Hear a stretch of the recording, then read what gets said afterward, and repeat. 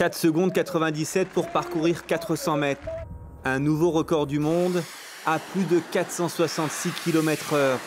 Un exploit réalisé par le pilote varois Eric Tauboul sur le circuit de Santapod au Royaume-Uni. C'est quelque chose qui n'était même pas, on va dire, envisageable dans le domaine du deux roues. Jamais personne n'aurait pu envisager qu'un jour, quelqu'un pourrait, avec n'importe quelle machine, franchir cette barre mythique des 5 secondes. Moi-même le premier. C'est sur cet engin hors norme qu'il a pu atteindre cette vitesse. Une moto conçue comme une fusée.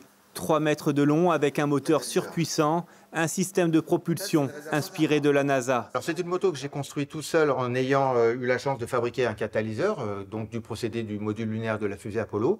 Et en fait, c'est un réservoir de peroxyde, de carburant, c'est des bouteilles de nitrogène qui nous permettent d'avoir la pression qu'il faut. Au moment où je libère la pression, que j'appuie sur le bouton, en fin de compte, instantanément j'encaisse 8 G. Et pour vous donner, on va dire, une comparaison, c'est qu'un pilote de Formule 1 va en accélération prendre 1 G, 1 G et demi.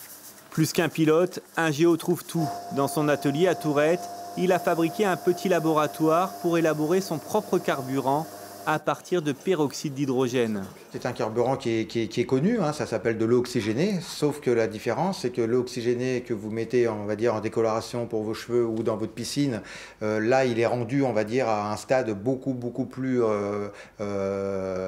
performant, c'est-à-dire puissant, et du coup, il est utilisé, on va dire, pour de la propulsion. Donc c'est grâce à ça que la moto est propulsée. Après cet exploit, il a décidé de prendre sa retraite. Sa moto devrait finir dans un musée. Lui continuera de piloter, mais cette fois-ci pour faire des balades à des allures beaucoup plus tranquilles.